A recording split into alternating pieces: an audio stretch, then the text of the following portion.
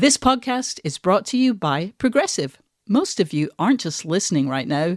You're driving, cleaning, and even exercising. But what if you could be saving money by switching to Progressive? Drivers who save by switching save nearly $700 on average, and auto customers may qualify for an average of 7 discounts. Multitask right now. Quote today at progressive.com. Progressive Casualty Insurance Company and Affiliates. National average 12-month savings of $698 by new customers surveyed who saved with Progressive between June 2021 and May 2022. Potential savings will vary. Discounts not available in all states and situations. This episode is brought to you by Bank of America. From a local business to a global corporation, partnering with Bank of America gives your operation access to exclusive digital tools, award-winning insights, and business solutions so powerful you'll make every move matter. Visit bankofamerica.com/banking for business to learn more. What would you like the power to do? Bank of America N.A. Copyright 2023.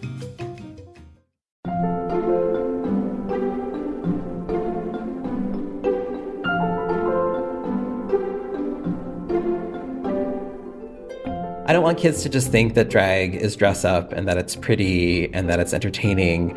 I want them to know that it is disruptive and that it is about asking questions and imagining a more just and fabulous world, and that it does have teeth behind it as well.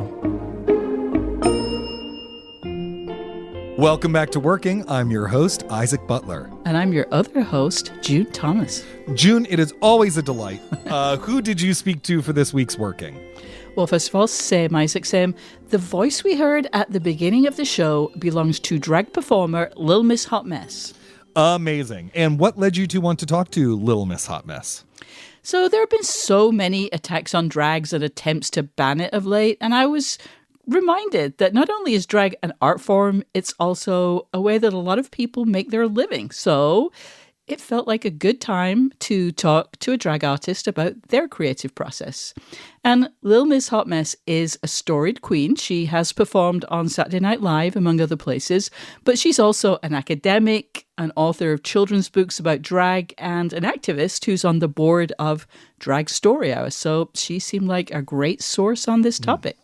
We should also probably mention that, both in the above and throughout this interview, you'll be referring to Little Miss Hot Mess by her stage name and, using she, her pronouns. Can you talk a little bit about that choice? Yeah. So, you said stage name. And to me, at least, a drag performer's persona is a stage name. It's separate from their non-drag identity. So just as if I were interviewing Marilyn Monroe, which, am I doing that next week? I can't remember, but I would insist. Ouija board. Yes. And, I wouldn't insist on calling her Norma Jean Mortensen. And if I'm addressing a drag queen, I'll use her performance name and pronouns that are appropriate to the character. And, in other parts of her life, Lil Miss Hot Mess is a professor. If I were a student wanting to talk about my homework, or if I had a question about their scholarship, I'd probably refer to them as Dr. Kornstein rather than Lil Miss Hot Mess, even though Lil Miss Hot Mess is really hard to say. But if we're talking about drag, I'm going to use her stage name. That's great. And of course, we should also mention that our Slate Plus members do get a little something extra. We normally say in their stocking, but maybe we should say in their sparkly high-heeled shoes this week, right? Exactly. No, totally. So for many years now, Lil Miss Hot Mess has been involved in fighting back against attacks on drag, the number and intensity of which have really spiked in the last year or so. So we talked about that, and also how she felt when Senator Maro Rubio, for it is he, used an image of Lil Miss Hot Mess at a Drag Story Hour in one of his campaign ads. Well, that sounds amazing. And if you are a Slate Plus subscriber, that will be waiting for you at the end of this episode. If you are not a Slate Plus subscriber, though, what are you waiting for? Don't you want to hear about how it feels to have America's thirstiest senator use an image of you in one of his horrendous campaign commercials? Come on, subscribe today. Your Slate Plus subscription will get you full access behind the paywall on the mothership, bonus segments on shows like ours, and actually whole exclusive episodes of shows like Slow Burn and Big Mood, Little Mood. Subscribe today. Once again, that's at slate.com/working plus. All right, now let's listen in on June's conversation with Lil Miss Hot Mess.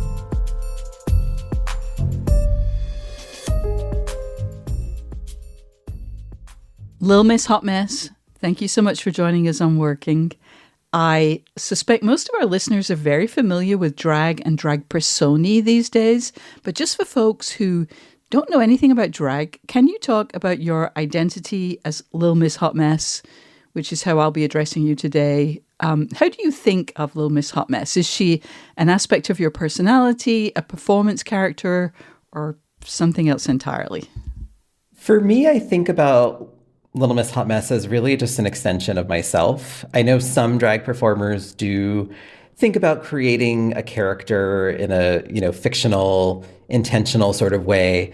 But for me, yeah, it's really just, when I put on my drag, I feel like in some ways I'm accentuating certain parts of my personality. I'm sometimes putting on kind of a suit of sparkly armor that allows me to get away with things that I might not be able to get away with in my everyday life.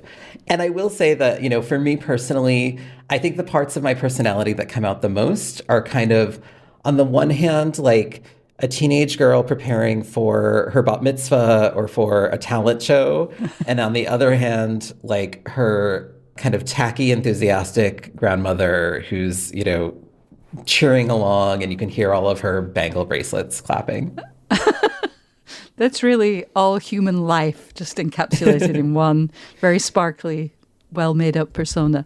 Thank you. Many years ago, when drag was still, I think, pretty far from the mainstream, there was a how to figure out your drag name meme. I think even maybe avant la lettre of meme, but was it like middle name and the first street you lived on?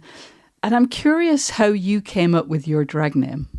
Well, I like to say that I earned it in my early years, my late teens, early 20s, when I had first started drinking and going out and participating in the nightlife, and had probably a few too many Long Island iced teas and other similar boozy beverages.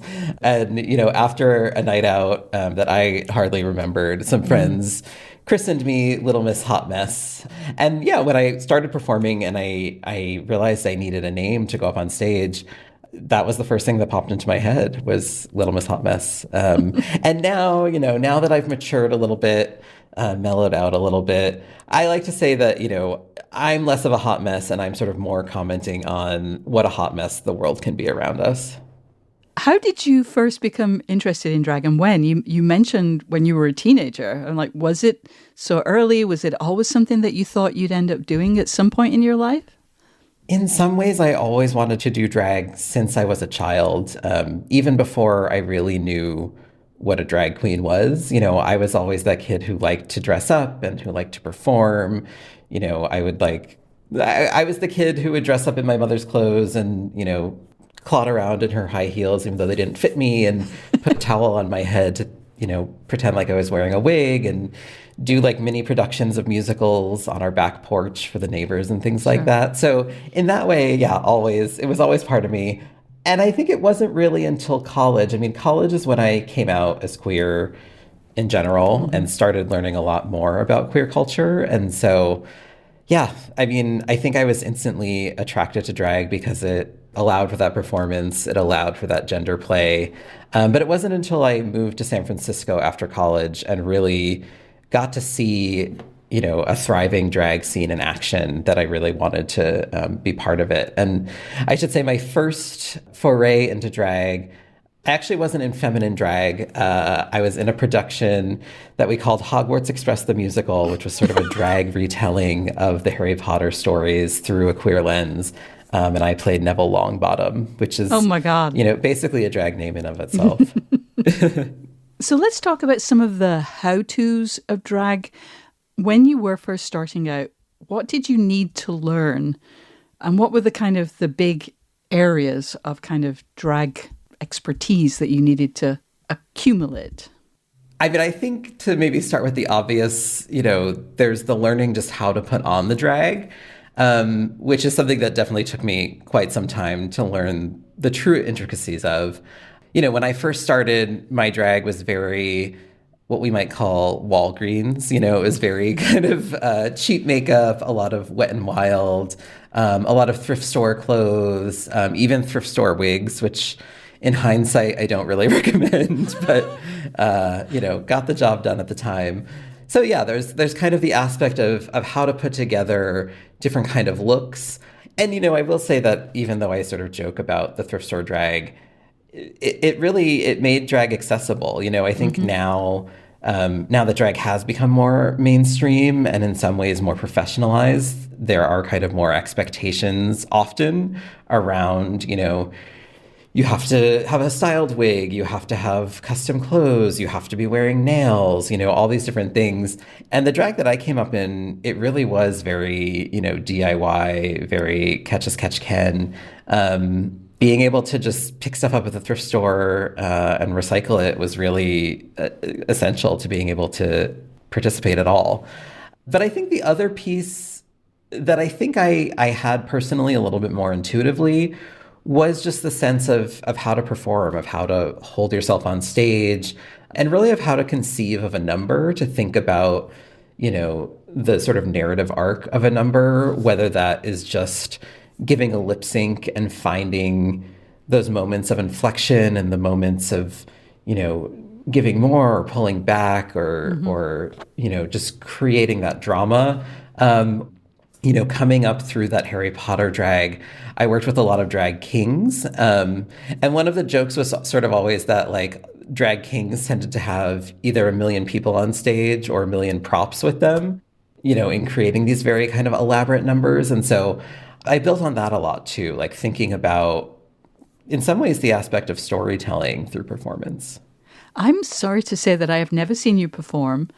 So could you tell me, maybe describe one of those early shows? Like, so you're talking about this early San Francisco era of Little Miss Hot Mess.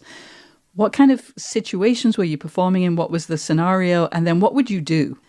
Yeah, so I officially got my start at a club called T-Shack, which was organized by drag legend Heklina, after I was doing Hogwarts Express the musical. And that was this legendary club. It had grown sort of out of other equally legendary clubs in San Francisco that all came from a bit more of, again, a kind of like punk, artsy, DIY kind of lineage. It wasn't drag that was specifically trying to be pretty, although many people doing it were pretty and various forms of glamorous. But really, you know, it was about often being shocking, about being in your face, about telling a story, about making a social commentary. And I first started at their annual event called Star Search, which was, you know, based on the TV show and basically an opportunity for new performers to take the stage. And it was a competition.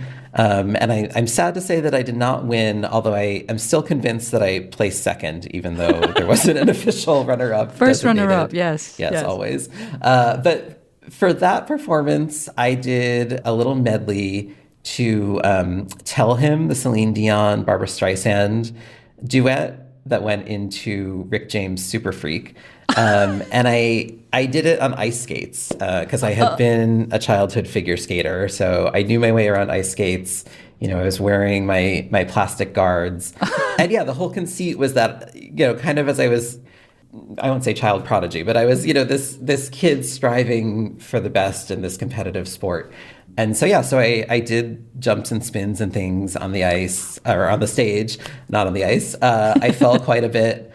In many ways, I actually regret that I didn't fall more. I think if I had full on fallen off the stage, I would have won. But yeah, that was my opening performance. Other numbers that I did, you know, this was around 2008, and one of the numbers that I'm still kind of most proud of and that I've done versions of since was a number as Hillary Clinton, because that was the time when she was running in the primary against Barack Obama and John Edwards. And so it was another medley to tunes from Gypsy, the musical. So it started off with the Gotta Get a Gimmick number, where I had backup people playing Barack Obama and John Edwards. And then it goes into Rose's turn, which is like, oh my God, canon of musical theater and all about this woman's ambition and, kind of her getting her moment in the spotlight. And so that was really a commentary sort of both on, Hillary Clinton as this political figure who was getting attacked for being too ambitious, but also sort of trying to critique what I think, was some kind of genuine overambition or phoniness in sort of the ways that she was making political positions at the time. So those are just some of the kinds of numbers I've done. I also have done numbers about, I forget which one it was, but there was a big oil spill in like 2010. I've done other numbers about electoral politics. Wow. Yeah, all sorts of things. Wow. Now, so I am of an age where there was a period where a lot of feminists were down on drag queens or on drag generally, because at the time there were only drag queens. Now we have a more broad view of drag. That they were making fun of women. Now, I think we've all kind of evolved from that. That seems like a very kind of elementary or basic position, but this is where I have to ask you, what kind of commentary are you making? Why do you want to don these kind of Walgreen looks? What's it all about, Lil Miss Hot Mess? What is it all about? That's a great question. And I should say, just clearly for the record, I have mainly upgraded from my Walgreens looks. Although I do still wear Wet n Wild lipstick because I do think it has some of the best color. But yeah, I mean, it's a great question. And I will say it's something that still comes up. I mean, I get a lot of hate mail from the right, but I also sometimes get concerned letters from the left about drag performers' portrayal of women. There was even just a school in Texas, a university, that canceled a drag show recently, allegedly on the grounds that it was mocking women, although I think that was just cover for other politics. But, I've always felt that drag, I mean, if anything, it's a celebration of women. It's a celebration of femininity. And it's really sort of a critique and a commentary on gender stereotypes more broadly and on the gender binary. I think one of the things that drag shows is that nobody owns masculinity. Nobody owns femininity, that these are, different ways of identifying and expressing oneself that we can all tap into in various ways.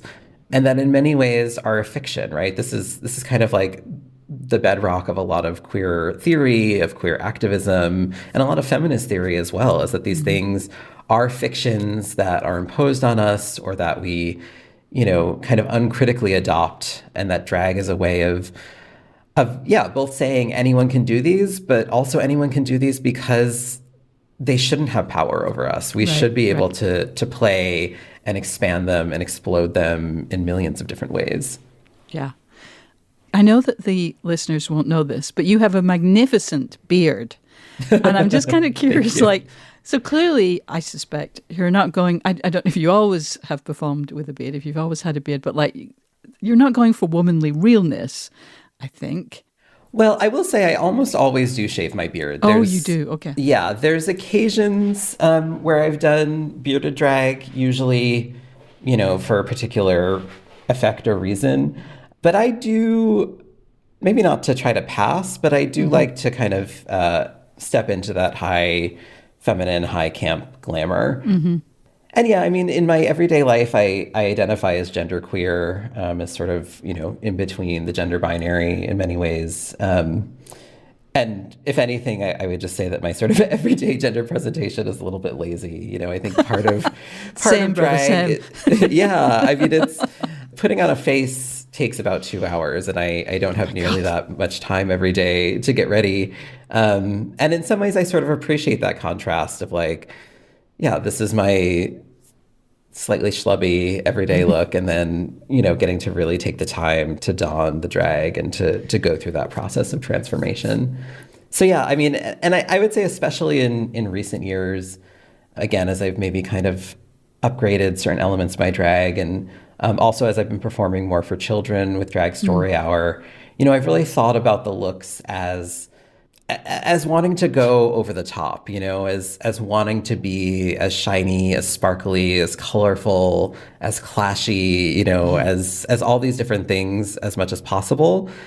because I do think that drag is partly about living this fantasy and being something that you don't get to be in everyday life. And so I don't want to just, look like an everyday feminine person. I want to really stand out. Yeah, heighten the contradictions. Mm-hmm. Exactly. I know that there's a concept of, the drag mother, that there's very much a family tree of drag. And as you're saying that, I'm sort of aware of the community of drag. Do you feel yourself part of a lineage of like someone who taught you to do drag, that you've taught, like to what extent is that myth and to what extent is it reality in your experience, at least? I think it varies a lot between performers and locations and even kind of styles of drag. I think there are some communities, especially ones that are more pageant oriented or in that kind of glamorous lineage, where there tends to be a little bit more of that kind of family orientation. For me, I started doing drag again, in this community of drag kings, and then stepping into this kind of alternative drag scene in San Francisco. When I started, I didn't have any sort of official drag mother or drag family, although I was maybe a year or two into performing, adopted by my drag mother, Jordan Lamore, who was another San Francisco legend. And we had both competed in this Carol Channing impersonation contest that Carol Channing was supposed to judge, and then she unfortunately broke her hip, so she wasn't able to be there. Oh my God. And I believe Jordan won, but again, I think I did well, and I sort of punched against my weight. And I remember she was sort of like, I'm probably going to regret this, and you might regret it too, but if you want, I'll be your drag mother. I can probably teach you a few things. And she did. I mean, she gave me some advice. She lent me some outfits. She's been a supportive presence in my life. But I think even beyond that, I've had a number of wonderful mentors. I always think of this one performer, Fatima, who passed away a couple of years ago, as sort of my drag auntie. She was actually the first performer to paint a whole face for me and to really teach me a lot of those tricks that I hadn't fully learned. Yeah, and I have one official drag daughter who I adopted kind of in a similar way, who basically she bugged me until she wore me down, and I said yes. And for a while in San Francisco, I also got to host a show for newcomers. And so I am proud to have played a small hand in just kind of booking new talent and giving people a space to explore and test the waters. Yeah. Wow. That's lovely. We'll be back with more of June's conversation with Lil Miss Hot Mess after this.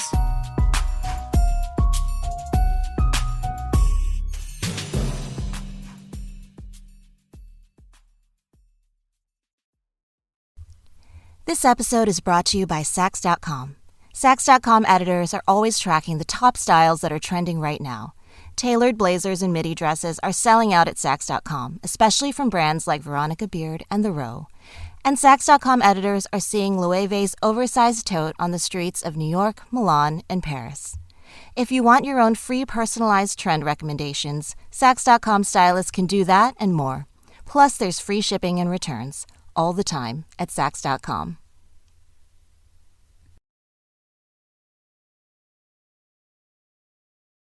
It's time to reboot your credit card with Apple Card. You work hard for your money, so you should be able to spend it on the things you actually want.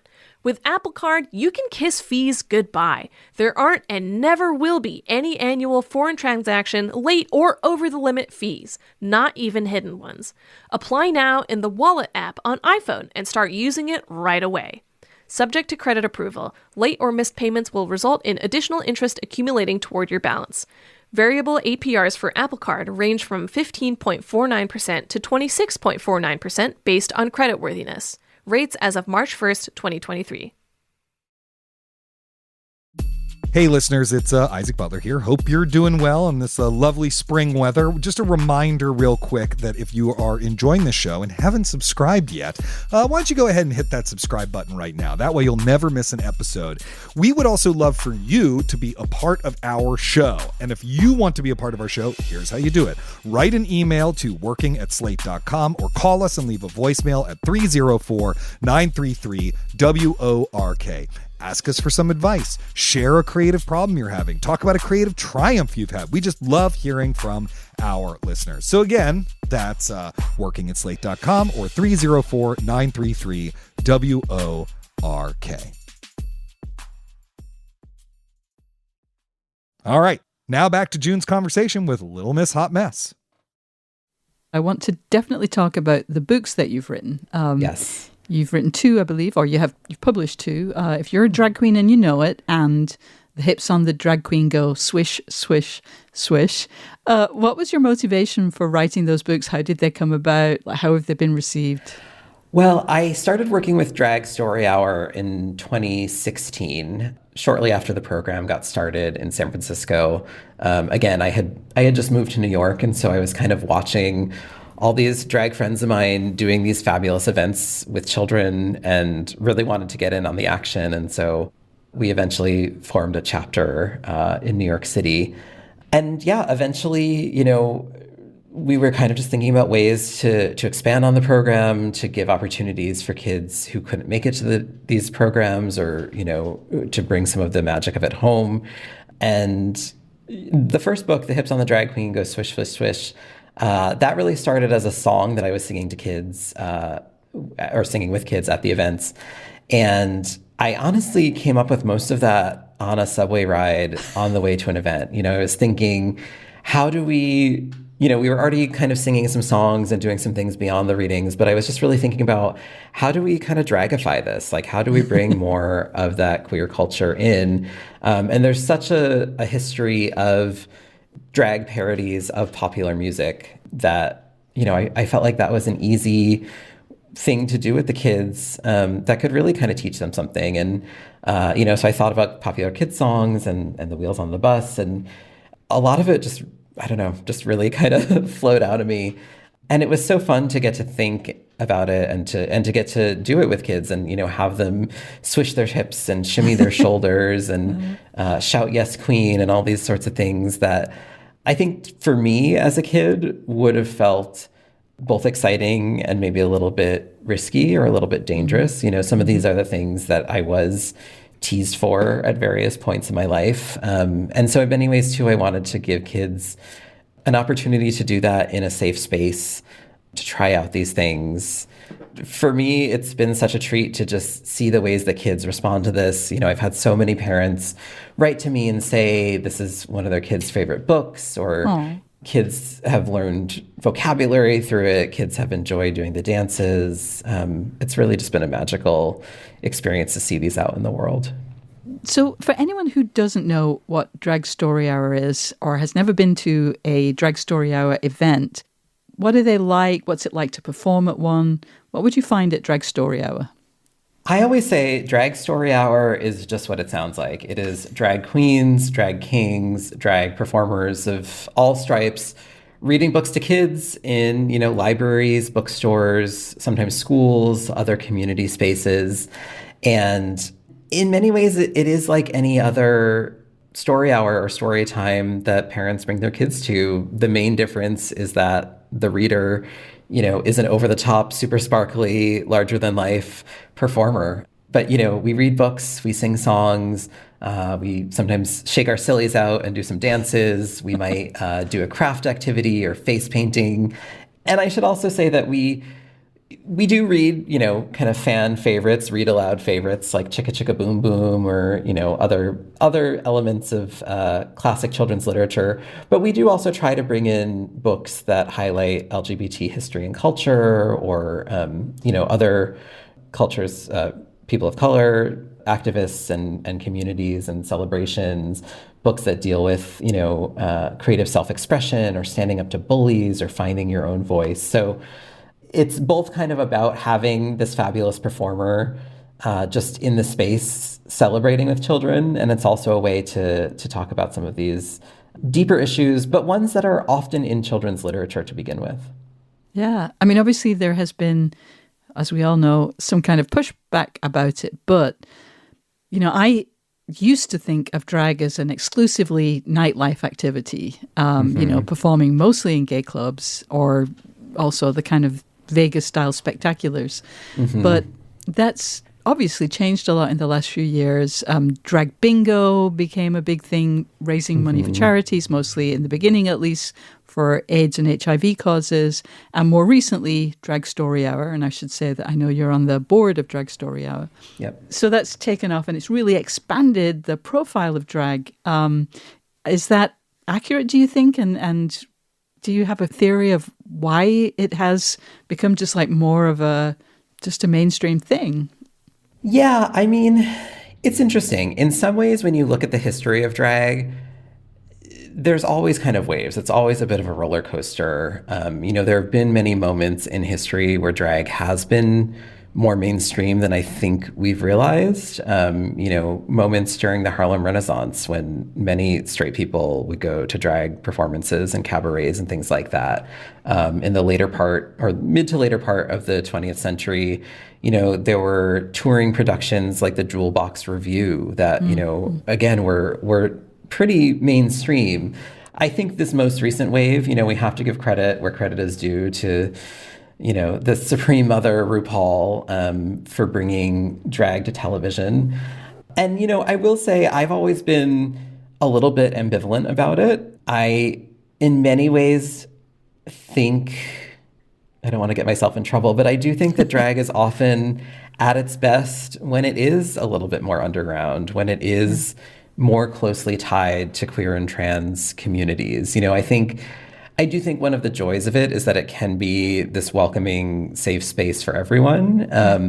But I've always been concerned that it would get so mainstream that it loses a little bit of its edginess. It loses a little bit of its punch. And, you know, and I've had some ambivalences about that in doing Drag Story Hour.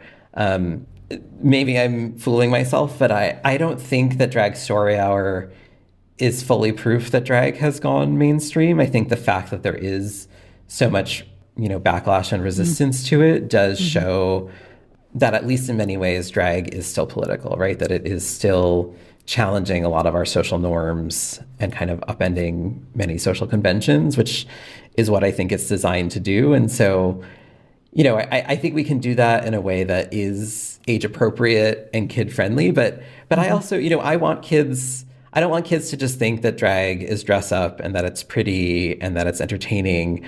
I want them to know that it is disruptive and that it is about asking questions and imagining, you know, a more just and fabulous world, and that it does have teeth behind it as well.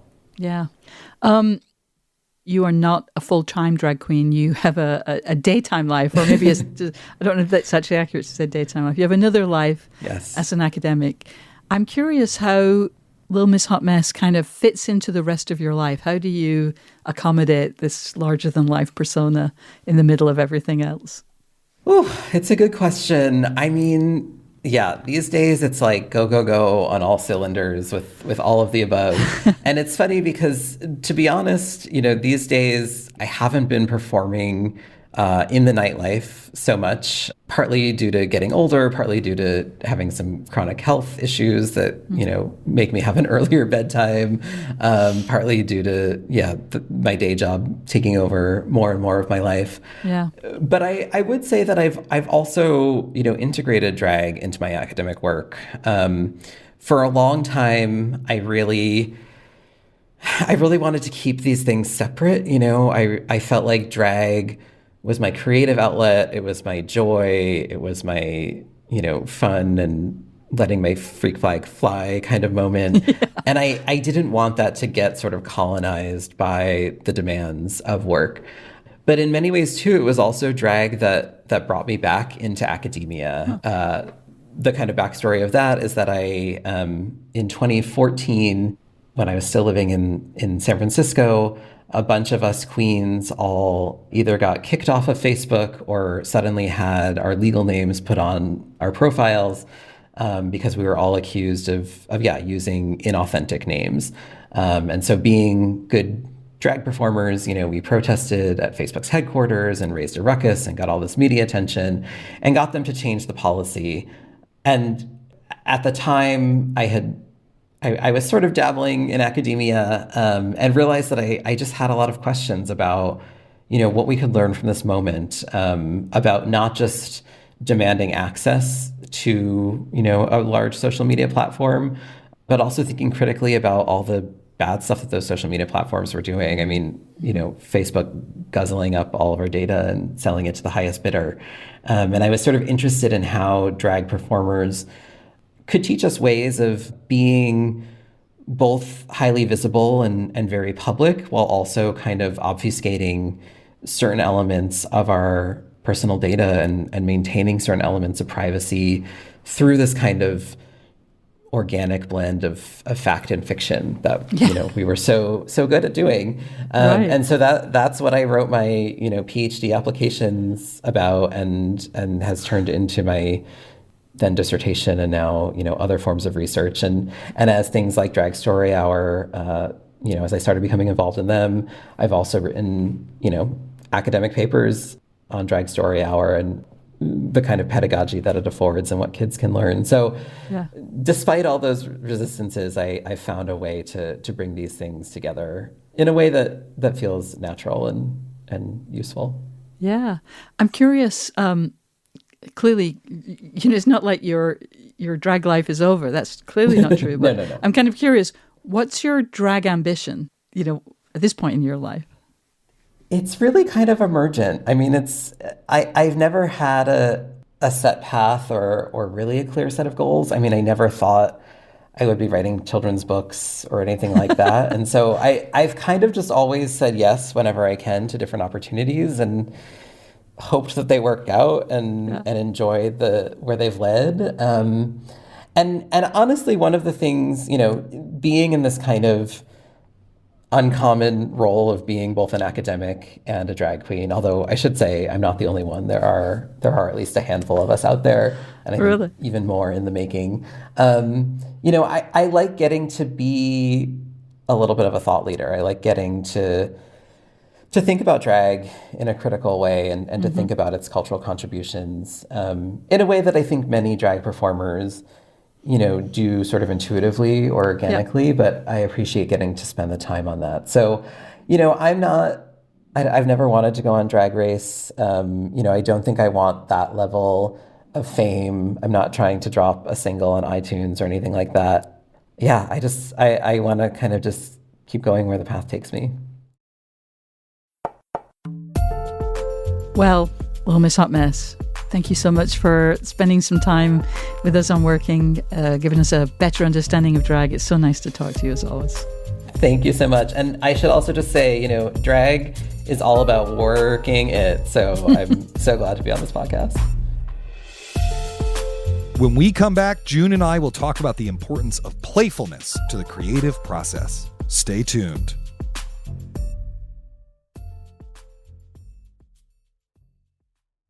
This episode is brought to you by Bank of America.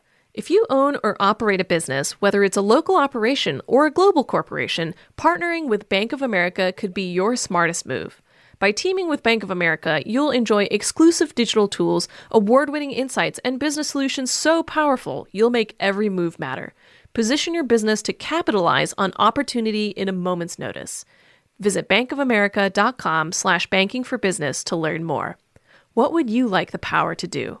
Bank of America, N.A., copyright 2023. Smoothie King asks, what's that sound? That's the sound of hearts popping out of your eyes when you see Smoothie King's all-new smoothie bowls. These Power Pack beauties are just waiting to be spooned. Our smoothie bowls start with acai or pitaya and are handcrafted with fresh toppings like sliced bananas, sweet berries, ripe mangoes, crunchy Purely Elizabeth granola, and a savory peanut butter drizzle. That's the sound of a smoothie bowl being made fresh, just for you. The new Smoothie Bowls menu, only at Smoothie King. June, that was an incredible interview. And I wanted to talk to you about a consistent theme I feel like I heard in this week's episode, which is how playfulness or whimsy, humor, fabulousness can be an important and subversive aspect of the creative process. Or as Lil Miss Hot Mess said herself, drag can be, quote, a suit of sparkly armor that lets me get away with things, end quote. Our default as creative people is to often think that serious things have to be serious. And sometimes that's fine. Sometimes that is what you need to do. But sometimes taking something serious, particularly when that's a seriousness that's imposed on you, particularly something that we take as seriously as the false gender binary and Republican efforts to impose it on the rest of us, treating that kind of stuff with playfulness is actually a really effective strategy. Yeah, that totally hit me too. I mean, playfulness can be really hard to harness, but it's amazingly effective and also fun. You need to be relaxed to invent things, and inventiveness and making interesting connections are important even in nonfiction writing. As you know all too well, Isaac, I'm a bit of a productivity porn junkie. No idea what you're talking about, June. No idea. And I find it very interesting how many books and videos and courses there are about ways to get deep work done, and how few there are on how to tap your inner whimsy. Yes, indeed. We should also say, you're currently writing a book that is a history of lesbian cultural life, told through the spaces in which that life has lived. And I'm wondering where about the playfulness in your own story that you've discovered in research. One of my favorite examples of ACT UP's activism, for example, is when Peter Staley and some of his cohort unrolled a giant condom over Jesse Helms's house as a way of protesting Helms's homophobic and racist and anti-people with AIDS record and rhetoric.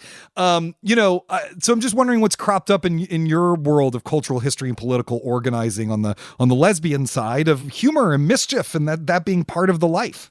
Yeah, that is an amazing action, the Jesse Helms action. There are so many fun accounts of it. And I think you're right that ACT UP was just incredibly effective at using silliness to bring attention to utterly tragic, utterly enraging situations. It's interesting, though, when I think of examples of playfulness and looseness and mischief. In my book, quite often it's limited to the early stages of a project. To offer some concrete examples, when Claire Kavanagh and Rachel Venning first started Babeland, the feminist sex toy store, they were still in their 20s. They just had one store in Seattle's neighborhood. They were serious about their business. I mean, Rachel had an MBA. This was their livelihood. But they were just obviously having lots and lots and lots of fun with it. They did silly ads, like a print ad that had the slogan, "Come in early and beat the crowds," next to a drawing of a flogger. But as they expanded and opened more stores and employed more people and had more on the line, it's harder to get in touch with that kind of friskiness. You're kind of compelled to be more measured and considered and kind of boring. Part of what you're describing there is institutionalization, right? You have something that's I don't want to use the term startup because that's been colonized by the worst people on earth, but you have something that's in its nascent early stages, let's say, right? Yeah. And then eventually, though, it becomes institutionalized and if it's successful. And an institution, part of what makes something an institution is that it exists for its own propagation and survival and growth. And those become as if not more important than the original mission. So how you keep your eye on those original core values once you hit the institutionalization phase is a really complex puzzle that I think most people fail to solve. Yeah. Do you think of playfulness as part of your creative process? Because, I'll be honest, that's something I struggle with personally. Like I'm a pretty funny guy. It's not that there's no jokes in my writing or whatever, but I'm rarely putting on a clown nose and juggling before I sit down to write or, something like that. No, totally. I definitely struggle with that. For example, I was a terrible headline writer.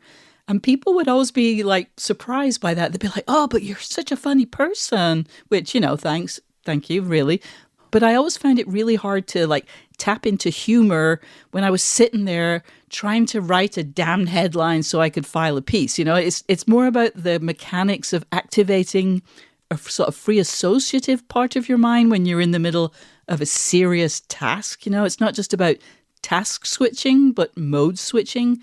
That's really difficult. But there are a couple of ways I've tried to use play in my work. The first is making zines. Like, I am not an accomplished artist, and I don't really try to be, but sitting down and combining little drawings with a few words, it can be very freeing and very fun, which I think is important. And sometimes if I'm stuck, I'll think like, what about this topic? Feminist sex toy stores, for example, would make a fun zine. And that can help me kind of generate lighter ideas, get out of my, I am sitting here typing and thinking really important thoughts kind of mode. So one tactic is doing something you don't think you're good at, but that you really enjoy. And if I'm really stuck, I'll stop trying to write the big, scary, real thing and just tell myself to write down some thoughts, any thoughts about the topic, not necessarily for use in the chapter or the article that I'm working on, but just kind of off the top of my head. Again, I think that can help get out of the I'm a serious writer kind of stiffness that you can get into. Is that the issue that you're talking about? Like feeling kind of stiff? And yeah, or just, how to remain loose and playful so that maybe a non-intuitive idea will kind of come up, and whether you use it or not, just staying in that loose creative flow state in a fun way. And I'm also wondering, since our guest this week was a drag performer, what we can learn from drag, because drag is where people have a wonderful sense of fun and playfulness and fabulousness in the work. And how can we be more fabulous? How can our listeners be more fabulous? I'm wondering what your thoughts on that are. So for me, I think it's what I take from drag performers are the ease with which they kind of take on multiple personas or multiple personae. You can be a serious writer. I am a serious writer, but you can also be a self-promoter, and you can be a proselytizer for a subject. You can be a goofball to draw people into a serious subject. And taking on a silly persona for a specific purpose doesn't undermine your serious writing cred. So just kind of, you're not undermining yourself, I guess, is the thing. You're just getting in touch with another part of yourself. That is great. I think it's also worth keeping in mind in the midst of this, because Lil Miss Hot Mess talked about it, is the subversiveness that, this isn't playfulness just for its own sake. There's a subversive quality to that. And she seems, in fact, quite worried about drag becoming too mainstream and not subversive enough. And, this is an anxiety that has come up a lot in queer culture over the course of my lifetime, right? Many of the people I interviewed for The World Only Spins Forward, the book I co-wrote about Angels in America, spoke quite eloquently about this, particularly of an older generation, right? Once society is more accepting, that can create a kind of crisis because, well, first of all, your identity is partly built on that outsiderdom. And also there is real power and wisdom and succor and creativity and family to come from that outsider position. I'm wondering how the subjects in your book confronted these questions and how that's changed or shaped your thinking about it lately.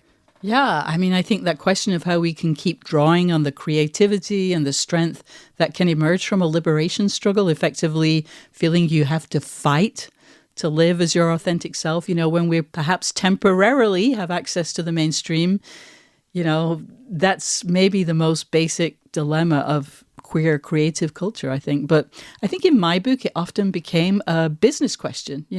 Women might say, we have a mission. We want to provide a space where lesbians can gather, a place that's different in some significant way from existing place X or existing place Y. So we're going to open a bookstore or a restaurant, or we're going to go off into the woods and separate from society. That's the impulse. But it's so hard. And figuring out how to find a place where you're happy, where you feel that you're being creative, that you're not being oppressed, that you're fulfilling your life's mission and not being destroyed by the massive degree of difficulty. It's really hard. And I kind of wonder if what I'm about to say has a parallel in the world of theatre. But one of the repeating patterns in basically all the places I talked about was that women really wanted to start a nonprofit project. It wasn't about making money for them, but they couldn't find a way to survive as a nonprofit. So you have to engage with capitalism and start a business. And combining capitalism with integrity, it's just, again, really, really hard. Or you can go off into the woods and separate yourself entirely. And really, mostly that way madness lies. So Do you have any kind of experience of this? Yeah, I mean, I think this is also, you see a very similar debate happening in Jewish culture in the mid-20th century, you know, as assimilation to whiteness is suddenly on the table because of the GI Bill and, you know, America's understandable horror at the Holocaust and, you know, wanting to do something about anti-Semitism within its own shores. And you see a very similar thing like, oh, are you not, you know, who are you going to get married to? What names are your kids going to have? You know, what language are you speaking in your home? And also, you know, are you losing the Jewish sensibility of your art or of your music or whatever? So I do think that is a, you know, it's a struggle that happens with every kind of out group as it suddenly finds itself with at least some provisional acceptance into the mainstream, right? Yeah. In terms of theaters, I mean, it's just true of arts nonprofits in general. It goes back to institutionalization. You know, once you reach a point where you have a bunch of people on the payroll, you know, you're responsible to these people. It's actually totally understandable. It's not just about corruption, although capitalism does corrupt everything. But, you know, once suddenly, you know, having a nonprofit status means you're supposed to be a mission-driven organization. The mission is actually a legal thing that you file when you incorporate is the mission of that nonprofit. And the board is supposed to be there to help make you financially sustainable, but also to keep you on mission and blah, blah, blah, blah, blah.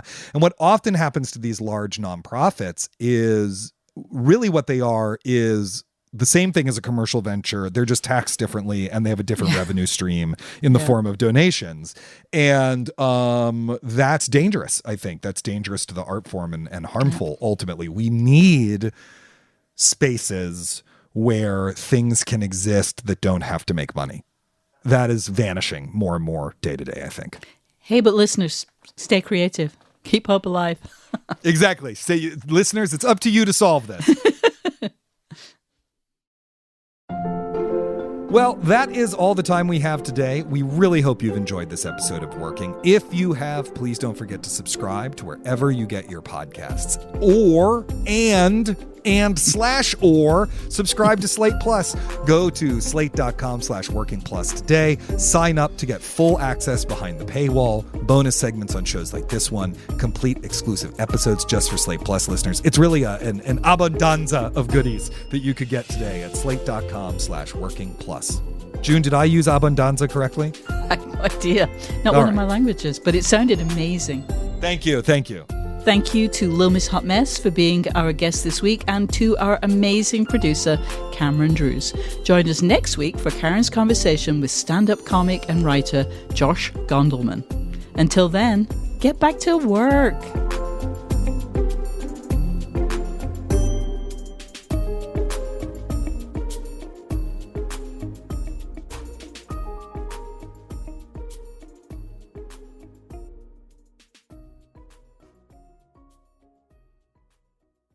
This episode is brought to you by Bank of America.